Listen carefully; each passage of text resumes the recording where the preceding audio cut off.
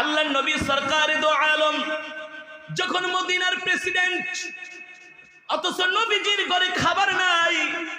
বুখারীর বর্ণনা এসেছে আল্লাহর নবী মদিনার প্রেসিডেন্ট, নবীজির ঘরে 3 দিন পর্যন্ত চুলায় আগুন জ্বলে না। এই যুবক, আমি আমাদের প্রিয় নবীজির কথা বলছি, আমি আমাদের প্রিয় পৃথিবীর শ্রেষ্ঠ নেতার কথা বলছি, আমি আমার প্রিয় নবী পৃথিবীর শ্রেষ্ঠ মহামানব রাহমাতুল লিল আলামিনের কথা বলছি। আল্লাহু আকবার। এই নবীকে যদি আমরা নিজের জীবনের চাইতে ভালোবাসতে না পারি, আমরা জান্নাতে যেতে পারবো না। কথাটা মনে রাখেন। এই যুবক, তুমি যদি তোমার নিজের জীবনের চাইতে নবীকে ভালো না বাসো, তুমি জান্নাতে যেতে পারবে না। তোমার কোনো ইবাদত আল্লাহর দরবারে কবুল হবে না, তোমার কোনো ইবাদত আল্লাহর দরবারে গ্রহণযোগ্য হবে না যতক্ষণ পর্যন্ত তুমি আমি আমাদের জীবনের চাইতে সবকিছু চাইতে আল্লাহর নবীকে ভালোবাসতে না পারবো। ঠিক কিনা বলেন? আল্লাহ তাআলা কোরআনুল কারীমে সে কথাই বলছেন, লাকাদ জাআকুম রাসূলুম মিন আনফুসিকুম আযীজুন আলাইহি মা আনিতুম হারিসুন আলাইকুম বিল মুমিনিনা রাউফুর রহিম। আল্লাহ তাআলা বলেন, নবী দুনিয়ার মানুষদেরকে বলে দেন, এ দুনিয়ার মানুষ, আমি আল্লাহ তোমাদের মধ্য থেকে তোমাদের জন্য এমন একজন নবী পাঠিয়েছি, যেই নবী কিনা তার জীবনের চাইতে তোমাদেরকে ভালোবাসে। আল্লাহু আকবার। আল্লাহর নবী আমাদেরকে ভালোবাসেন তার জীবনের চাইতে। আল্লাহর নবী আমাদেরকে ভালোবাসেন তার স্ত্রী আম্মা জান আয়েশা খাদিজার চাইতেও আমাদেরকে ভালোবাসে।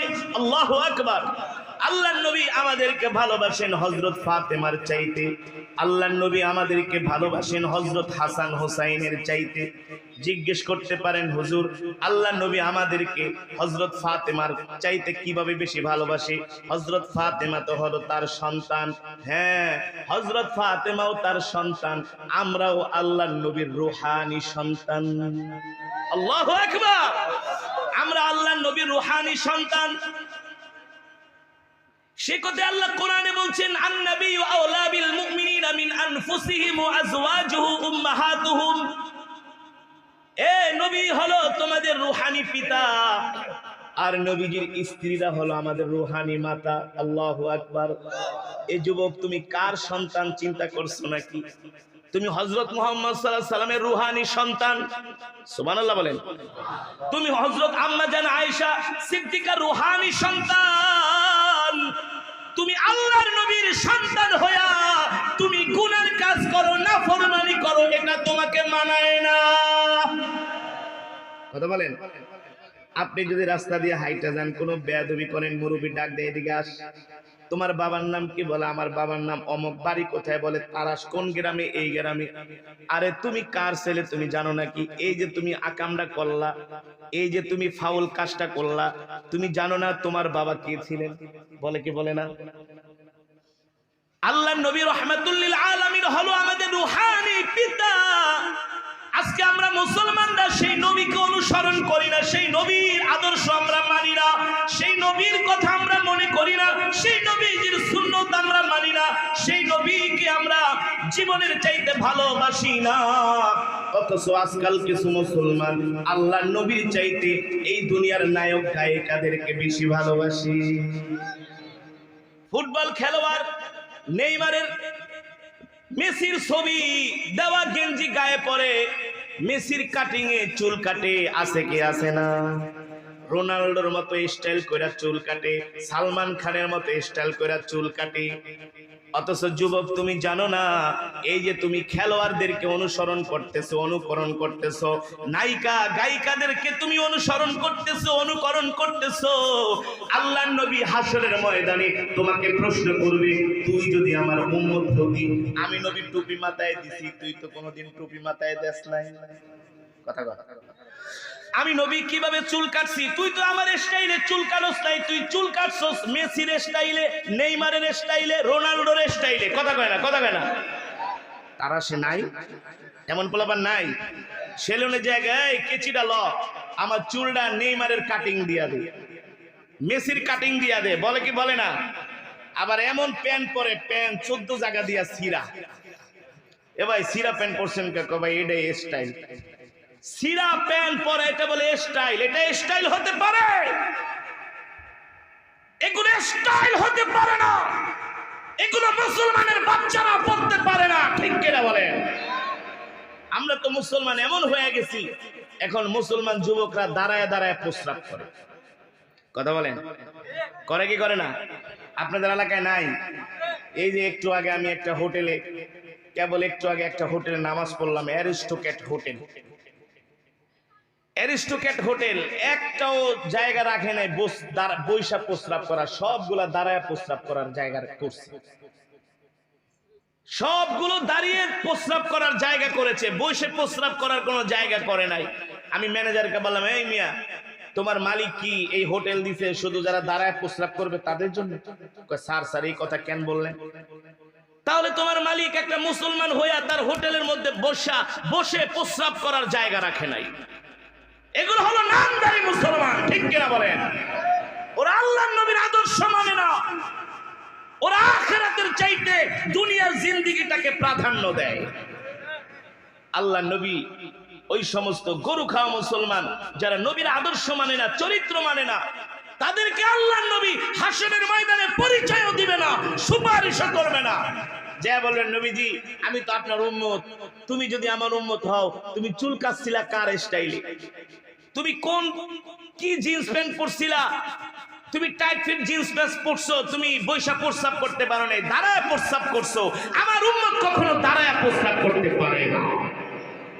যুবক মুসলমান, যেটা বলছিলাম, আল্লাহ নবী তার সন্তানের চাইতে আমাদেরকে ভালোবেসেছেন। বলতে পারেন হুজুর কিভাবে আল্লাহ নবী আমাদেরকে তার সন্তানের চাইতে ভালোবেসেছেন? আল্লাহ নবী রাহমাতুল লিল আলামিন মিরাজে গিয়েছেন আল্লাহ তাআলার সাথে দেখা করার জন্য আরশে আজিমে। আল্লাহ তাআলা ডাক দিয়া বলে, হাবিব, আজকে আপনি আমার বাড়িতে বেড়াইতে আসছেন, আজকে আপনি আমার কাছে যা চাইবেন আমি আপনাকে তাই দিব। সুবহানাল্লাহ। আল্লাহ তাআলা ডাক দিয়া তার হাবিবকে আরশে আজিমে নিয়ে গেছেন, বলতেছেন, হাবিব, আপনি আমার বাড়িতে বেড়াতে আসছেন, আপনি আমার মেহমান, আপনি আমার হাবিব, আপনি আমার বন্ধু, আজকে যা চাইবেন আমি আল্লাহ তাই দিব। আল্লাহর হাবিব রাহমাতুল লিল আলামিন বলে, উম্মত রে, আমি আল্লাহর বাড়িতে বেড়াইতে গিয়েছি, আল্লাহর সাথে দেখা করার জন্য গিয়েছি।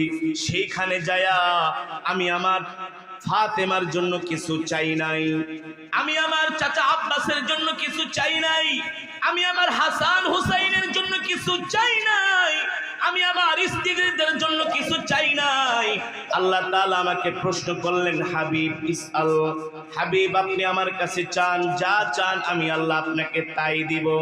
আল্লাহর পয়গম্বর বলে, সেই দিন আমি একমাত্র আল্লাহ তাআলার দরবারে বলতেছি, উম্মতি উম্মতি উম্মতি উম্মতি। আল্লাহ, আমি আমার ব্যক্তিগত বিষয়ে পরিবারের জন্য আমি কিছু চাইতে আসি নাই, আজকে আমি আপনার কাছে চাইতে এসেছি আমার উম্মতের জন্য। উম্মতের জন্য কি চান? বলে, আমার একটা উম্মতকে আপনি জাহান্নামের আগুনে জ্বালাইতে পারবেন না, একটা উম্মতকে আপনি জাহান্নামে ফেলতে পারবেন না, একটা উম্মতকে আপনি জাহান্নামের শাস্তি দিতে পারবেন না। যে নবী তোমার আমার জন্য আল্লাহ তাআলার কাছে এত সুপারিশ করলেন, এত কান্নাকাটি করলেন, সেই নবীর অনুসরণ আমরা করি না, সেই নবীর সুন্নত আমরা মানি না, সেই নবীর সুন্নত আদর্শ আমাদের ঘরের মধ্যে নাই। আমাদের ঘরের মধ্যে আমরা রাখি নায়ক নায়িকার ছবি, না, আমরা আমাদের ঘরের মধ্যে রাখি জীবজন্তুর ছবি। আমরা আমাদের ঘরগুলাকে একেবারে জাহান্নামের টুকরা বানিয়ে ফেলেছি। ঘরের মধ্যে কোরআন তেলাওয়াত হয় না, কিন্তু ঠিকই ঘরের মধ্যে গান বাজে, সিনেমা বাজে। কথা কথা। অথচ আমাদের উচিত ছিল কি? কোরআন পড়া। আজকে মসজিদে মুসল্লি নাই, আজকে মসজিদে মুসল্লি পাওয়া যায় না, গরু খাওয়া মুসলমান আজকে মসজিদে যায়, নামাজ পড়ে না, জুমার নামাজে মসজিদে জায়গা দেওয়া যায় না, অথচ ফজরের নামাজে মসজিদে মুসল্লি খুঁজে পাওয়া যায় না। এই কথা বলেন, আমার কথা বাস্তব নাকি অবাস্তব? আপনাদের এলাকায় ফজরের নামাজে কয়জন মুসল্লি হয়? কয়জন? আপনারাই বলেন কয়জন হয়? হ্যাঁ, এই তোমরা এলাকায় কয়জন হয়? কয়জন ফজর নামাজে? হালকা পাতলা 6-7 জন 8 জন না? কিন্তু সেই মসজিদে আবার জুমার নামাজে জায়গা দেওয়া যায় না। হ্যাঁ, কারণ কি রে ভাই? জুমার নামাজে জায়গা দেওয়া যায় না, ঈদের নামাজে জায়গা দেওয়া যায় না। জুমার নামাজে ওযুখানায়ও জায়গা পাওয়া যায় না, মাঠেও জায়গা পাওয়া যায় না। কিন্তু ওই মসজিদেও আবার ফজরের সময় 4-5 জনের বেশি এক কাতারও মুসল্লি হয় না। ঠিক কিনা বলেন? কারণ কি? কারণ কি? কারণ হলো মুসলমান ঠিকই আছে, কিন্তু ঈমানওয়ালা মুসলমানের অভাব। সব হলো মুনাফিক মার্কা মুসলমান। বলতে পারেন হুজুর এই কথা কেন বললেন? আমি বলি না, আল্লাহ রাসূলের হাদিস। যারা মুনাফিকি, যাদের মধ্যে মুনাফিকি স্বভাব আছে, তারা এশারের নামাজ আর ফজরের নামাজ পড়তে পারে না। মুনাফিকরা ফজরের নামাজ পড়তে পারে না। এবার দেখেন আমার কথা ঠিক আছে নাকি? আর যে ব্যক্তিটা ফজরের নামাজ জামাতের সাথে আদায় করে, আপনি অ্যানালাইসিস করে দেখেন ওই লোকটা আসলেই ভালো, আসলেই ভদ্র, আসলেই সমাজের ভালো মানুষ।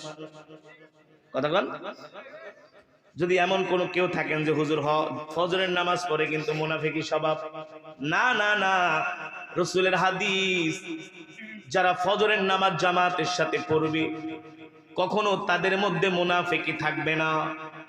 যারা এশারের নামাজ জামাতের সাথে পড়বে তারা কোনোদিন তাদের মধ্যে মুনাফিকি থাকবে না।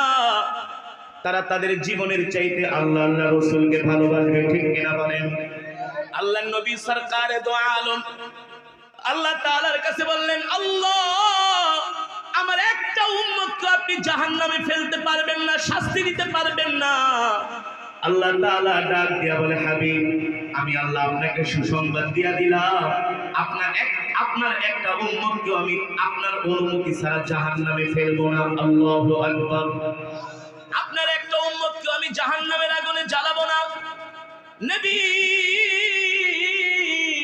আমি আল্লাহ যখন হাসরের মাঠ কায়েম করব, আমি আল্লাহ আপনার চেহারা মোবারকের দিকে তাকায় থাকব। যতক্ষণ পর্যন্ত আপনার মুখে হাসি না ফুটবে ততক্ষণ পর্যন্ত আমি আল্লাহ আপনার উম্মতকে মাফ করতেই থাকব। সুবহানাল্লাহ। এবার আল্লাহর নবী বুখারীর বর্ণনায় এসেছেন, আল্লাহর পয়গম্বর হযরত সাহাবায়ে কেরাম রিদওয়ানুল্লাহি তাআলা আলাইহিম আজমাইনদের সামনে বয়ান করতেছেন। হঠাৎ করে আল্লাহর নবীর চোখ মোবারক থেকে ঝরঝর করে পানি পড়তেছে। সাহাবায়ে কেরাম প্রশ্ন করলেন, লিমা তাবকি ইয়া রাসূলুল্লাহ, ওগো আল্লাহর নবী আপনি কাঁদেন কেন? বলে, শোনো শোনো, শেষ জামানায় আমার এমন কিছু উম্মত থাকবে যে উম্মতেরা কোনোদিন আমার চেহারা দেখে নাই, আমার জবানের কথাও শোনে নাই, কিন্তু সেই উম্মতরা আমাকে এত ভালোবাসবে, আমাকে এত ভালোবাসবে। সেই উম্মতেরা আমার চেহারা না দেখলে কি হবে, আমার জবানের কথা না শুনলে কি হবে, সেই উম্মতেরা তাদের জীবনের চাইতে আমি নবীকে ভালোবাসবে। আল্লাহু আকবার। আমরা আমাদের নবীকে নিজের জীবনের চাইতে ভালোবাসি। ঠিক কিনা বলে? আমরা আমাদের নবীকে আমাদের পরিবার পরিজন সন্তান সন্ততি সব কিছুর চাইতে আমরা আল্লাহর নবীকে ভালোবাসি কি বাসি না? না বাসলে তো কোনো ইবাদতেই কবুল হবে না, জান্নাতেও যেতে পারবো না।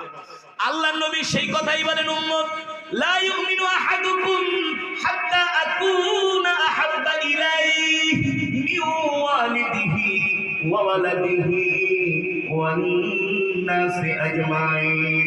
উম্মত রে, ততক্ষণ পর্যন্ত তুমি মুমিন হতে পারবে না যতক্ষণ পর্যন্ত তুমি তোমার পরিবার পরিজন সন্তান সন্ততি সব কিছুর চাইতে আমি নবীকে ভালোবাসতে না পারবা, ততক্ষণ পর্যন্ত উম্মত তুমি মুমিন হতে পারবা না। এ উম্মত, আমি নবী তোমাদেরকে কেমন ভালোবাসা দিয়েছি। আমার ঘরে খাবার নাই, হযরত ফাতেমা এসে বলে, আব্বাজান 3 দিন পর্যন্ত ঘরের চুলায় আগুন জ্বলে না, আব্বাজান হাসান হুসাইন না খেয়ে আছে। কয়দিন? এই জোরে বলেন কয়দিন? 3 দিন পর্যন্ত ঘরের চুলায় আগুন জ্বলে না। আব্বাজান হাসান হুসাইন না খেয়ে আছে। আল্লাহর নবী বলে আমি কি করব? আব্বাজান দেখতেছি মদিনার মসজিদের মাঠ ভর্তি খাবার, বিভিন্ন জায়গা থেকে কাফেলা ভরে ভরে খাবার আসতেছে, আটার বস্তা আসতেছে, জবের বস্তা আসতেছে, খেজুর আসতেছে। আব্বাজান আপনি তো মদিনার প্রেসিডেন্ট, 3 দিন পর্যন্ত আপনার চুলায় আগুন জ্বলে না, আমার হাসান হুসাইন না খেয়ে আছে। আব্বাজান যদি কিছু আটা দিতেন, কয়েকটা রুটি বানাইতাম, হাসান হুসাইন খেত। আমার স্বামী আলী 3 দিন পর্যন্ত কিছু খায় না, না খেতে খেতে আমার আলী হাঁটতেও পারে না। আব্বাজান আপনার কাছে আমি আপনার কন্যা ফাতেমা কিছু আটার জন্য দরখাস্ত করতেছি। আপনিও তো 3 দিন পর্যন্ত কিছু খান না, যদি কয়েকটু আটা দিতেন, কিছু আটা দিতেন, কয়েকটা রুটি বানাতাম, আপনিও খেতেন, আলীও খেত, আমার হাসান হুসাইনও খাইতো। রহমাতুল্লিল আলামিন বলে ফাতেমা তুমি আমার কাছে কিছু আটার জন্য দরখাস্ত করেছো, আমি যদি তোমাকে কিছু আটা না বস্তায় বস্তায় আটাও যদি আমি তোমাকে দিয়ে দেই, আমার কাছে কেউ জিজ্ঞাসা করার কারো কোনো ক্ষমতা নাই। পারবে কেউ? আল্লাহ নবীকে কে কেউ প্রশ্ন করতে পারবে নবীজি আপনি কেন আপনার বাড়িতে 2 বস্তা আটা পাঠায় দিলেন? আরে মুসলমান, এখানেই তো আল্লাহর নবীর চরিত্র আদর্শ। উম্মতে মুহাম্মাদী সাহাবীদেরকে আল্লাহর নবী কেমন ভালোবাসতেন। পৃথিবীর রাজা বাদশারা তারা ভোগ বিলাসে বিলাসিতায় জীবন কাটাতো। রোম পারস্যের বাদশারা তাদের শাহী মহলের মধ্যে শতে শতে খাদেম খুদ্দাম থাকতো, দাস দাসী থাকতো, আর আল্লাহর নবী নিজে তার মাথায় বোঝা বহন করে বৃদ্ধ মহিলার বাড়িতে পৌঁছে দিতে। ঠিক কিনা বলেন? এই তো হলো নবীর চরিত্র। হযরত ফাতেমা বলে আব্বাজান আপনি কিছু আটা দেন, কয়েকটা রুটি বানায় আপনি নিজেও খান, আমিও খাই, হাসান হুসাইনও খান। রহমাতুল্লিল আলামিন বলে ফাতেমা আমি কিছু আটা কেন, 2 বস্তা আটাও যদি তোমার ঘরে পাঠায় দেই, আমার কাছে কেউ জিজ্ঞেস করার কোনো ক্ষমতা নাই। কিন্তু কথা হলো ফাতেমা তুমি জানো না ওই বদরের প্রান্তরে আমার সাহাবীরা শাহাদাত বরণ করেছে, তাদের এতিম সন্তানেরা না খেয়ে আছে, ওই বিধবা স্ত্রীগুলো না খেয়ে আছে। যতক্ষণ পর্যন্ত আমি নবী ওদের ঘরে খাবার পৌঁছে দিতে না পারবো, ততক্ষণ পর্যন্ত 1 ছটাক আটাও নবীর পরিবারের ঘরে যাবে না। জোরে বলেন সুবহানাল্লাহ। এই তো হলো নবীর চরিত্র, ঠিক কিনা বলেন? ও মুসলমান, আল্লাহর পয়গম্বর রাহমাতুল্লিল আলামিন এমন করে সাহাবীদেরকে ভালোবেসেছেন, এমন করে মুসলমানদেরকে ভালোবেসেছেন। আজকে শুধু আমরা মুখে মুখে আল্লাহর নবীর ভালোবাসার কথা বলি, কিন্তু আমরা অন্তর থেকে আল্লাহর নবীকে ভালোবাসতে পারি না। কিন্তু সাহাবায়ে কেরাম তো এমন ছিলেন না। সাহাবায়ে কেরাম কেমন ছিলেন? সাহাবায়ে কেরাম তাদের জীবনের চাইতেও আল্লাহর নবীকে ভালোবেসেছেন, ঠিক কিনা বলি? তার মধ্য থেকে সাইয়েদনা আবু বকর সিদ্দিক রাদিয়াল্লাহু তাআলা আনহু তিনি বলেন আল্লাহর নবীর ইন্তেকালের পরে সাইয়েদনা আবু বকর যখন খলিফার দায়িত্ব নিলেন, বর্তমানে সারা পৃথিবীতে মুসলমানদের উপর নির্যাতন, ঠিক না? ফিলিস্তিনি মুসলমানদেরকে মারতেছে, সারা পৃথিবীতে মুসলমানদের উপর অত্যাচার হচ্ছে। পৃথিবীর কোন রাজা বাদশাহ আজকে মুসলমানদের পক্ষে কথা বলে না। ফিলিস্তিনে মুসলমানদের উপর নির্যাতন করতে করতে তাদের ঘর বাড়িগুলো জ্বালিয়ে দিচ্ছে, বোম্পিং করে তাদের ঘরগুলো উড়িয়ে দিচ্ছে। 6000-এর মতো ছোট ছোট শিশুকে হত্যা করেছে। অথচ পৃথিবীর কোন শাসকরা কথা বলার সাহস পায় না। কিন্তু আল্লাহর নবী যদি বেঁচে থাকতেন, একটা মুসলমানের গায়ে কাফেরের হাত দেওয়ার সাহস পেত না। তাই তো তার উদাহরণ আমি আপনাদেরকে দিচ্ছি কিভাবে সাহস পাইত না। দেখেন আল্লাহর নবী সাল্লাল্লাহু আলাইহি ওয়াসাল্লাম রাহমাতুল্লিল আলামিন তার ইন্তেকালের পরে হযরত আবু বকর যখন খেলাফতের দায়িত্বে আসলেন, সিরিয়ার মধ্যে এমন দাঙ্গা হাঙ্গামা শুরু হয়ে গেল। চতুর্দিকে মুসলমানদের উপরে অত্যাচার নির্যাতন শুরু হয়ে গেল। সাইয়েদনা আবু বকর বলে, সিরিয়ায় মুসলমানের উপর অত্যাচার হচ্ছে, আমি মদিনার খলিফা, আমি মদিনা থেকে একদল সেনাবাহিনী পাঠাবো সিরিয়াতে মুসলমানদেরকে উদ্ধার করার জন্য। কিছু কিছু মানুষ বলে, আমিরুল মুমিনিন, আপনি যদি এখন মদিনা থেকে সিরিয়ায় সেনাবাহিনী পাঠান তাহলে তো কাফেরেরা মদিনায় হামলা করবে, তাহলে তো মদিনার মানুষগুলো নিরাপত্তাহীনতায় ভুগবে। সাইয়েদনা আবু বকর বলে, আল্লাহর নবীর ইন্তেকালের আগ পর্যন্ত একটা মুসলমানের গায়ে হাত দেওয়ার কোন দুঃসাহস কাফের বেঈমানরা দেখাতে পারে নাই। আল্লাহর নবীর ইন্তেকালের পরে আজকে মুসলমানদের উপর অত্যাচার হচ্ছে, আমি খলিফার দায়িত্বে আছি। এই অবস্থায় যদি একটা মুসলমানের উপর অত্যাচার হয়, কাল হাসরের ময়দানে আল্লাহর নবীর সামনে আমি চেহারা দেখাতে পারবো না। কি করবেন? বলে, আমি এখনই সিরিয়ায় সেনাবাহিনী পাঠাবো মুসলমানদেরকে উদ্ধার করার জন্য। মুসলমানদেরকে উদ্ধার করার জন্য আমি এখনই সিরিয়ায় সেনাবাহিনী পাঠাবো। বললেন, আমিরুল মুমিনিন, এভাবে যদি মদিনার সৈন্য না থাকে, মদিনা যদি ফাঁকা হয়ে যায়, এর পরিবর্তে যদি কাফেরেরা হামলা করে, সাইয়েদনা আবু বকর বলে, কোন কাফের বেঈমান যদি মদিনায় হামলা করার দুঃসাহস দেখায়, মুসলমানদেরকে সাহায্য করতে যায়, যদি আমার সব সেনাবাহিনী সিরিয়ায় চলে যায়, আমি একাই আবু বকর মদিনাকে হেফাজত করব, কাফেরদের সাথে লড়াই করব। আল্লাহু আকবার। এই ছিলেন নবী। মুসলমান, আজকে তো আমাদের মধ্যে মুনাফিকি ভরে গেছে। আজকে সৌদি আরবের বাদশার সামনে ফিলিস্তিনি মুসলমানদেরকে মারতেছে, সৌদি আরবের বাদশা কোনো প্রতিবাদ করে না, ঠিক না?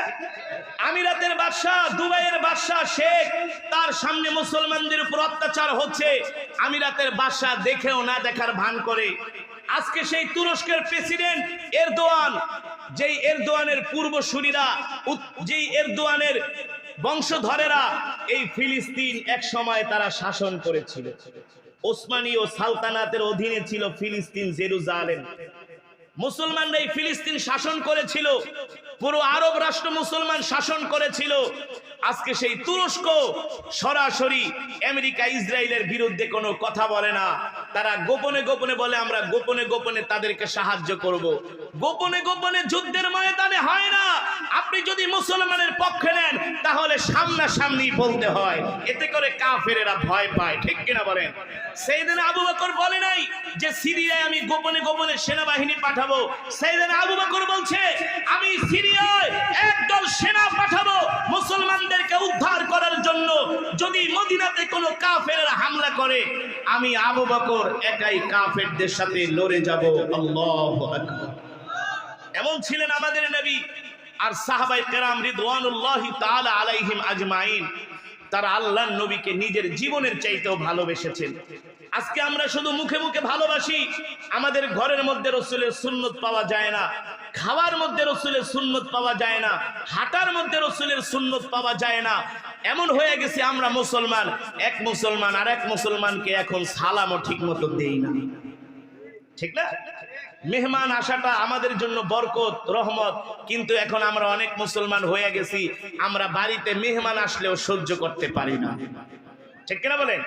এই গতকালকে আমি ওয়াজ করেছিলাম এই পাশে মানিকগঞ্জে, 2 দিন ব্যাপী মাহফিল হয়। 2 দিন ব্যাপী মাহফিল হওয়ার কারণে ওই এলাকার যত আত্মীয় স্বজন আছে তারা প্রতি বছর শুধু মাহফিলের সময় বেড়াইতে আসে। বলে, হুজুর, আমাদের দেশে ঈদেও এত আত্মীয় স্বজন বেড়াইতে আসে না, যত মানুষ মাহফিলের সময় বেড়াইতে আসে। পরে সেক্রেটারিকে, হুজুর, একটা সমস্যাও হয়ে গেছে। কয় কি? আমরা চাইতেছি আগামী বছর মাহফিলটা একদিন করব। কয়দিন? 2 দিনের মাহফিল একদিন। কেন করবেন? কয়, এত আত্মীয় স্বজন এক এক বাড়িতে আসে, এক এক ঘরে 12 জন 15 জন করে মেহমান আসে, তো 2 দিন যদি সেই মেহমানদারি করায় তাইলে অনেক বাজার সাজার করা লাগে না? কয়, এত মেহমান কি 2 দিন খাওয়ান যায় নাকি? এই কারণে চিন্তা করছি একদিন ওয়াজ করাবো, একদিনই মেহমান আসবে। অথচ মেহমান হলো প্রত্যেকটা ঘরের জন্য বরকত, ঠিক কিনা বলেন? হযরত ওসমান ইবনে আফফান কোনোদিন মেহমান ছাড়া খান নাই। আজকে তো আমাদের অবস্থা এমন হয়ে গেছে, বোনকে বিয়া দিলে আপন ভাইও এখন বোনকে দাওয়াত দিয়া খাওয়ায় না। কথা কন? মার পেটের বোনকে বোঝা মনে করে, আত্মীয় স্বজনকে বোঝা মনে করে। আত্মীয় স্বজন আসলে মনে মনে ভাবে কখন যাইব, কখন বালা মুসিবত দূর হইব। অথচ মেহমান তোমার রিজিক খেতে আসে না, মেহমানের রিজিক খাওয়ার জন্যই আসে, ঠিক কিনা বলেন? আর মেহমানের রিজিক কার পক্ষ থেকে বরাদ্দ? আল্লাহ তাআলার পক্ষ থেকে বরাদ্দ। সুতরাং মুসলমান, আজকে আমাদেরকে বুঝতে হবে, আজকে আমাদেরকে মুসলমান একথা উপলব্ধি করতে হবে, আমরা আল্লাহর নবীর উম্মত, আমরা বিশ্ব নবীর উম্মত। যেভাবে মন চায় সেভাবে আমরা আমাদের জিন্দেগিটাকে কাটাইতে পারবো না।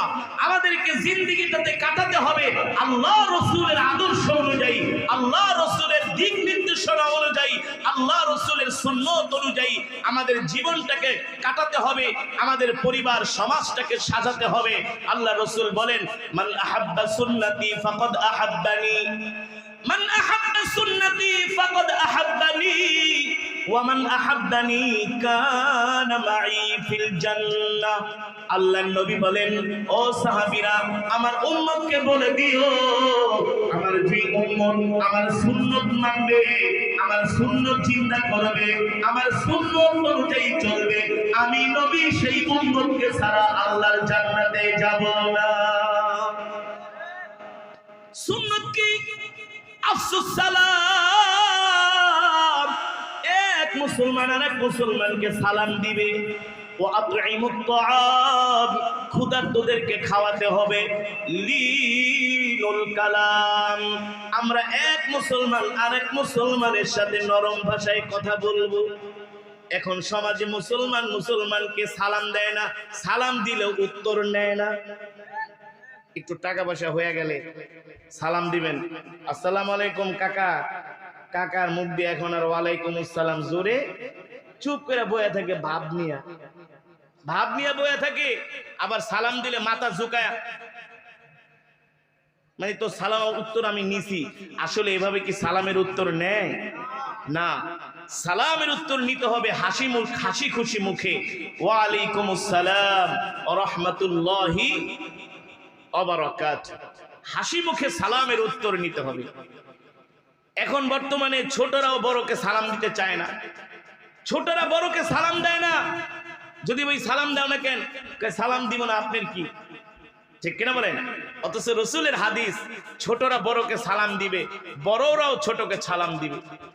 স্বামী যখন ঘরে ঢুকবে, ঘরে ঢোকার আগে স্ত্রীকে সালাম দিবে, আসসালামু আলাইকুম, ঠিক কিনা বলেন? আর এখন যে কি করে, সালাম ঠালাম না দিয়া, এই দরজা খুলো না কেন, দরজা খুলো না কেন, কথা বলেন। আবার যদি একটু ভাত রান্না করে, ভাত যদি বেশি ফুটা যায়, স্ত্রীকে ধমক মারে, কি রান্ধো? হ্যাঁ, আল্লাহ রসুল বলছেন, না না না, এভাবে আচরণ করব না। তোমরা তোমাদের পরিবারের সাথে নরম ভাষায় কথা বলবা। কি ভাষায় কথা বলবা? নরম ভাষায় কথা বলবা, কোমল ভাষায় কথা বলবা।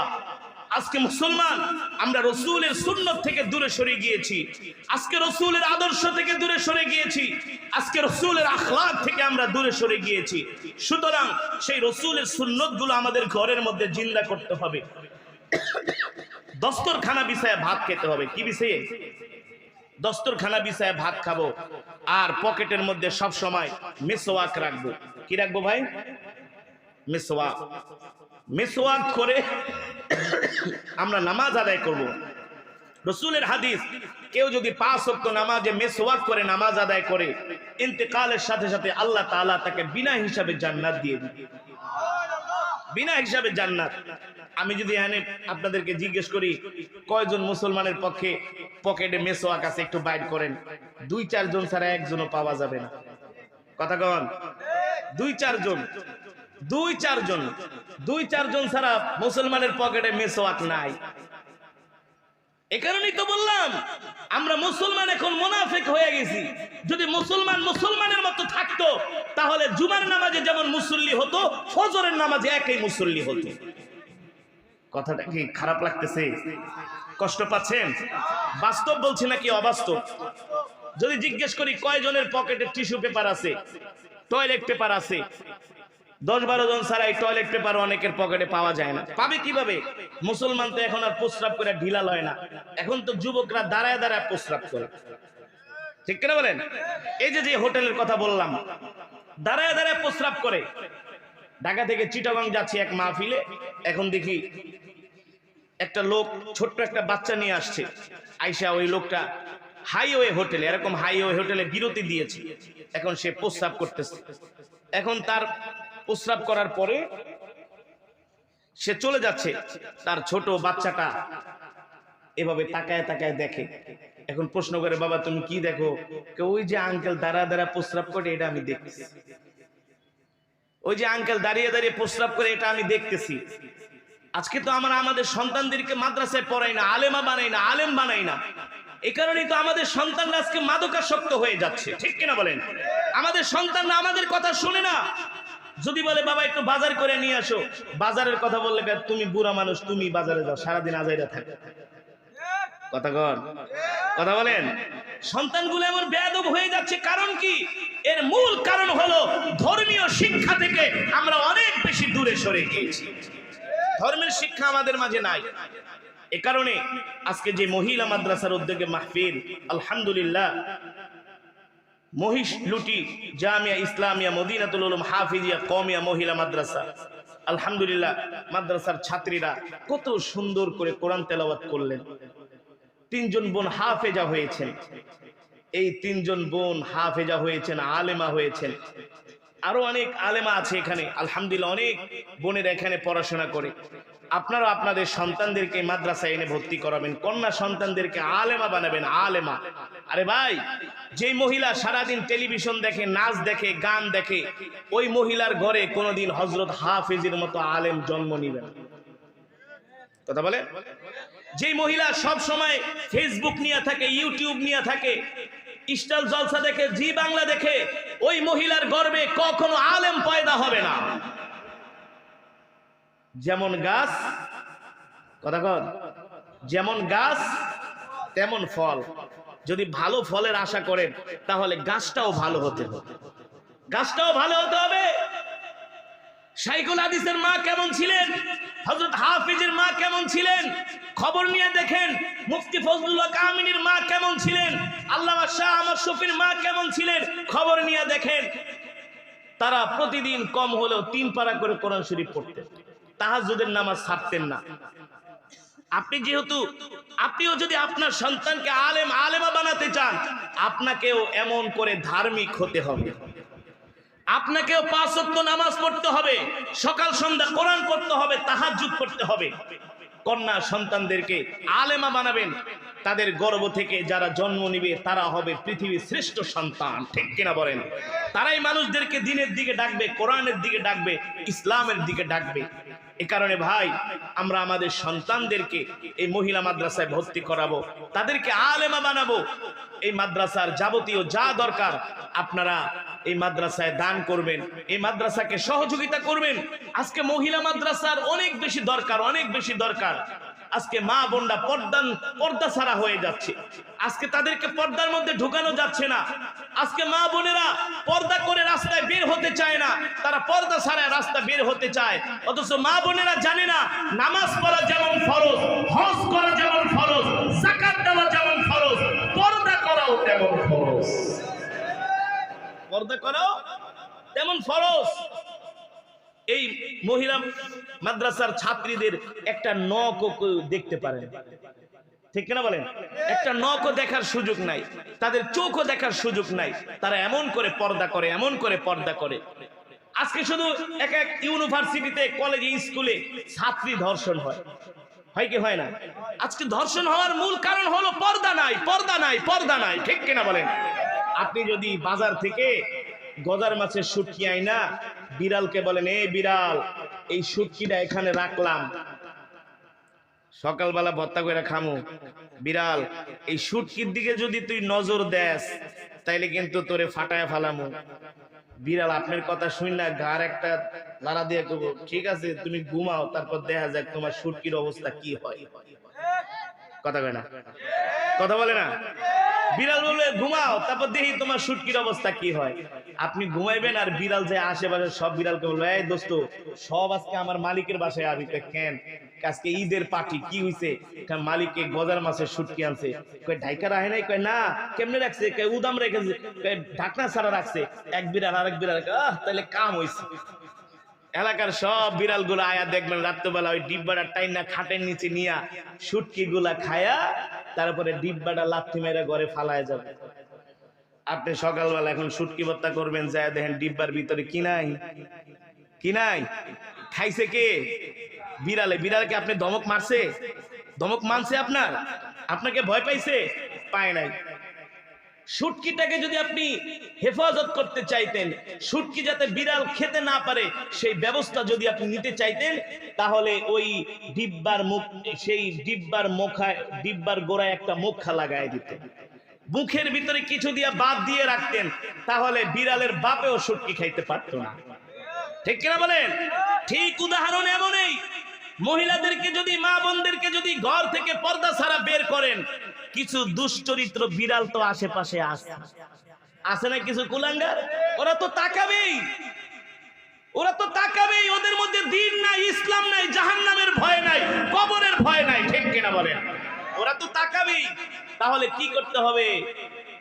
ওই শুটকি মাছ যেমন করে ঢাইকা রাখলে বিড়াল খেতে পারে না, বিড়াল চোখও দিতে পারে না, বিড়াল চোখ বেঁকা করে তাকানোর সাহস পায় না। আল্লাহ তাআলার হুকুম, ইয়া বানি আদম কদ আনজালনা আলাইকুম লিবাসাই ইওয়ারি সাওআতিকুম ওয়ারিশা। আল্লাহ তাআলা বলছেন, নবী দুনিয়ার মানুষদেরকে বলে দেন, মুমিন মুমিনাদেরকে বলে দেন, তারা যাতে তাকওয়ার পোশাক পরে। তাকওয়ার পোশাক হলো ঢিলা ঢালা পোশাক। মা বোনেরা যে বোরকা পরে ঢিলা ঢালা, এগুলো হলো তাকওয়ার পোশাক। ঠিক কিনা বলেন? তাহলে বাংলাদেশে কারা বেশি পর্দা করে? যারা মহিলা মাদ্রাসায় পড়ে, যারা আলেমদের সোহবতে থাকে। ঠিক কিনা বলেন? মহিলা মাদ্রাসার অনেক অনেক গুরুত্ব, বর্তমানে অনেক গুরুত্ব আমরা বুঝতেছি না। আমাদের কন্যা সন্তানগুলো মোবাইলে কথা কয়া 2 দিন পরে ঘর থেকে উদাও হয়ে যায়। কথা কন? আজ পর্যন্ত কেউ বলতে পারবে না কোন মহিলা মাদ্রাসার ছাত্রীর এমন অকারেন্স ঘটেছে। হয়তোবা লাখে একটা, হয়তোবা হাজারে একটা, কিন্তু মহিলা মাদ্রাসা ছাড়া, আলেমা ছাড়া এমন ঘটনা অহরহ ঘটতেছে। ঠিক কিনা বলেন? এই কারণে আপনারা আপনাদের সন্তানদেরকে মহিলা মাদ্রাসায় ভর্তি করায় আলেমা বানাবেন। আল্লাহ নবী আমাদেরকে অনেক ভালোবেসেছেন। আরশে আজিমে গিয়ে আল্লাহ তাআলার কাছে, আমাদের জন্য আল্লাহ তাআলার কাছে দোয়া করেছেন। আল্লাহর হাবিব সাল্লাল্লাহু আলাইহি সাল্লাম হাসরের ময়দানেও আমাদেরকে ভুলবেন না। রাহমাতুল লিল আলামিন বললেন, এ উম্মত, তোমরাও আমাকে ভুলো না, তোমরাও আমার সুন্নত মেনো, আমার আদর্শ গ্রহণ করো, আমাকে অনুসরণ করো, তাহলে আমি নবী তোমাদেরকে সুপারিশ করে আল্লাহর জান্নাতে নিয়ে যাব। ঠিক কিনা বলেন? আমরা সকলে আল্লাহ নবী সাল্লাল্লাহু আলাইহি সাল্লামের সুন্নতগুলো আমরা মানব। আল্লাহ নবী সাল্লাল্লাহু আলাইহি সাল্লামের সুন্নতগুলো আমরা জিন্দা করব।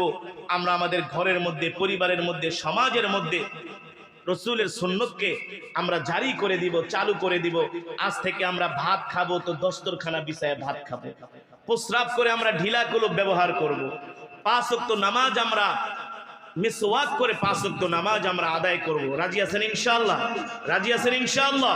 আল্লাহ তাআলা আমাদের সকলকে কবুলের মঞ্জুর করুন, বলি আমিন। দুরূদ শরীফ পড়ি। আল্লাহুম্মা সাল্লি আলা মুহাম্মাদ ওয়া আলা আলি মুহাম্মাদ كما صليت على إبراهيم وعلى آل إبراهيم إنك حميد مجيد اللهم بارك على محمد وعلى آل محمد كما باركت على إبراهيم وعلى آل إبراهيم إنك حميد مجيد سبحان الله وبحمده سبحان الله العظيم।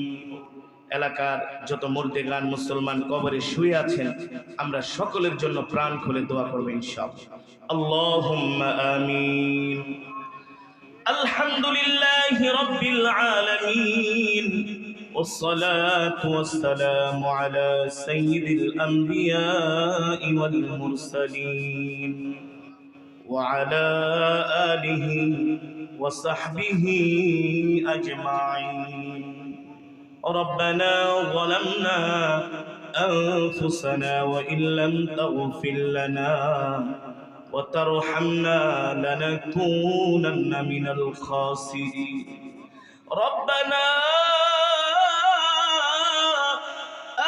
آتنا في الدنيا حسنة وفي الآخرة حسنة وقنا عذاب النار يا أول الأولين يا آخر الآخرين يا ذا القوة المتين يا راحم المساكين يا أرحم الراحمين يا أرحم الراحمين يا أرحم الراحمين يا علي يا عظيم يا حليم يا كريم رب العالمين মেহেরবানি করে আজকের মাহফিলকে কবুল করে নেন আয় আল্লাহ এই মাহফিলের সওয়াব কোটি কোটি গুণ বাড়ায়া সর্বপ্রথম পেয়ারা নবীজির সোনার মদিনায় পৌঁছে আয় আল্লাহ পেয়ারা নবীজির পরিবার পরিজন আহলে বাইতদের আরওয়াহ টাকারা হাদিয়া পৌঁছে দেন আয় আল্লাহ বদরের সাহাবী উহুদের সাহাবী খন্দকের সাহাবী সমস্ত সাহাবা আজমাইনদের আরওয়াহ টাকার হাদিয়া পৌঁছে দেন আয় আল্লাহ জান্নাতুল মুআল্লা জান্নাতুল বাকিতে যারা শুয়ে আছেন সকলের আরওয়াহ টাকার হাদিয়া পৌঁছে দেন মেহেরবানি করে আল্লাহ বাবা আদম থেকে শুরু করে আজ পর্যন্ত যত মুমিন মুমিনাত মুসলিম মুসলিমাত যারা অন্ধকার কবরে মাটির নিচে শুয়ে আছেন সকলের আরওয়াহ টাকার হাদিয়া পৌঁছে দেন আয় আল্লাহ আমাদের জনম দুঃখিনী আব্বা জান আম্মা জানের কবরে আযাব maaf করে দেন আল্লাহ আব্বা আম্মার কবরকে জান্নাতের বাগান বানায় দেন দাদা দাদি নানা নানি আত্মীয় স্বজন পাড়া প্রতিবেশীকে maaf করে দেন মেহেরবানি করে আল্লাহ আজকে যারা এত সুন্দর মাহফিলের আয়োজন করেছে আল্লাহ তাদেরকে কবুল করে নেন মাহফিলের সভাপতি সেক্রেটারি প্রধান অতিথি বিশেষ অতিথি আমন্ত্রিত অতিথি অত্র এলাকার মুসলমান আল্লাহ এই মাহফিল মাদ্রাসায় যারা 1 টাকা থেকে হাজার হাজার টাকা দান করেছেন সকলের দানকে কবুল আর মঞ্জুর করে নেন এই মহিলা মাদ্রাসাটাকে আল্লাহ কিয়ামত পর্যন্ত কবুল করে নেন এই মাদ্রাসার কারণে অত্র এলাকার প্রতিটা কবরের মধ্যে আল্লাহ কবরের আযাব maaf করে দেন প্রতিটা ঘরের মধ্যে রহমত বরকত নাজিল করে দেন আয় আল্লাহ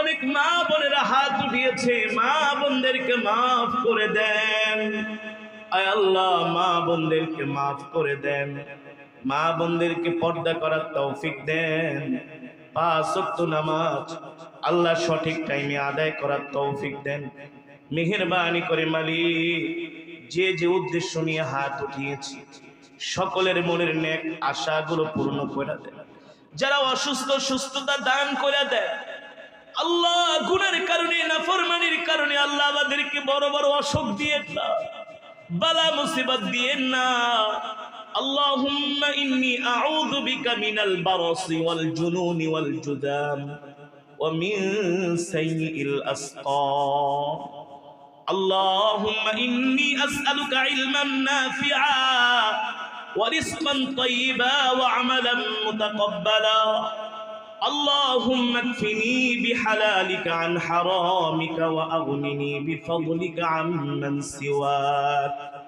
رب إني لما أنزلت إلي من خير فقير رب أني مسني الضر وأنت أرحم الراحمين رب ارحمهما كما ربياني صغيرا رب ارحمهما كما ربياني صغيرا أي الله এতক্ষণ যত দোয়া করলাম সমস্ত দোয়াকে কবুল করে নেন আয় আল্লাহ গুনার কারণে নাফরমানির কারণে আমাদেরকে ধ্বংস করে দিয়েন না হালাক করে দিয়েন না আল্লাহ আপনি আমাদের तमाम জিন্দেগীর গুনাহগুলো maaf করে দেন জাহান্নামের আগুন হারাম করে দেন একটা জান্নাতুল ফেরদাউস আমাদের জন্য বরাদ্দ করে দেন মালিক, যে যে উদ্দেশ্য নিয়ে হাত উঠাইছে সকলের মনের নেক আশাগুলো পূর্ণ করে দেন।